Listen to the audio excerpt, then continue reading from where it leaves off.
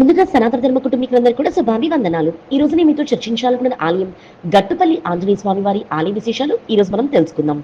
సర్వశక్తి సంపన్నుడైనటువంటి ఆంజనేయ స్వామిని పూజిస్తే భయం పోయి ధైర్యం వస్తుందని అంటారు.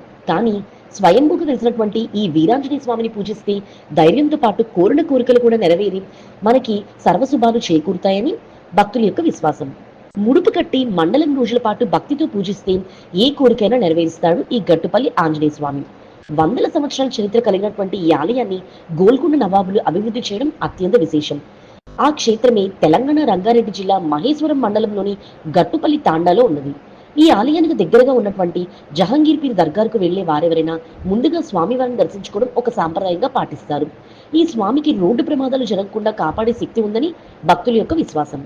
మరి ఇంతటి క్షేత్ర విశేషం కలిగినటువంటి ఈ స్థల పురాణం మీ అందరి కోసం.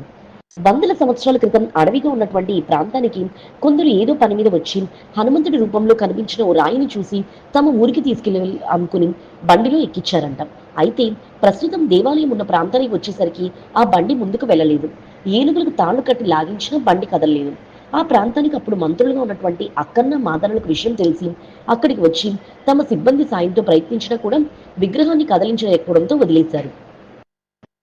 చివరకు స్వామివారు వాళ్ళ కలలో కనిపించి నేను ఆ ప్రాంతంలో ఉండి భక్తుల కోరికలు నెరవేరుస్తానని చెప్పడంతో అంతా కలిసి ఆలయాన్ని నిర్మించి విగ్రహాన్ని ప్రతిష్ఠించారు. నాటి నవాబులు ఈ ఆలయాన్ని అభివృద్ధి చేసినట్టుగా మనకు చరిత్ర చెప్తుంది. ఈ ఆలయంలోని ఆంజనేయుడు సింధూర వర్ణంలో వెండి కిరీటం, శంకు చక్రాలు ధరించి గదతో దర్శనమిస్తాడు.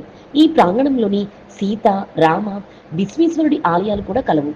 హనుమంతుడు, శివుడు ఒకే చోట కొలువు తీరడం వలన ఇక్కడ ఏడాది మొత్తం కూడా విశేష పూజలు నిర్వహిస్తారు. సత్యనారాయణ వ్రతాలను జరిపించుకునేందుకు భక్తులు ఆసక్తి చూపిస్తారు.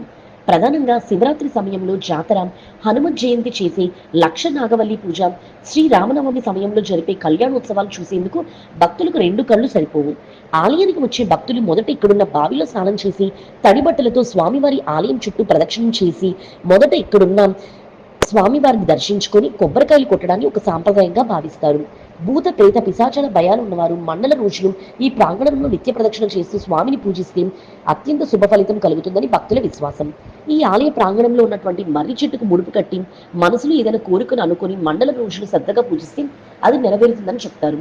ఈ స్వామిని దర్శించుకునేందుకు తెలంగాణ నుంచే కాకుండా మహారాష్ట్ర, కర్ణాటక నుంచి కూడా భక్తులు విశేషంగా వస్తారు. ఇక్కడ వాహన పూజలు జరిపిస్తే రోడ్డు ప్రమాదాలు జరగవని భక్తుల నమ్మకం. అందుకే ఎక్కడెక్కడి నుంచో వచ్చే స్వామి వారికి విశేషంగా వాహన పూజలు కూడా నిర్వహిస్తారు. మరి తెలుసుకున్నారు కదా మహేశ్వరం మండలం గట్టుపల్లిలో ఉన్నటువంటి ఆంజనేయ స్వామి వారి ఆలయ విశేషాలు. ఈ వీడియో చూసిన మీ అందరికీ కూడా కృతజ్ఞతలు.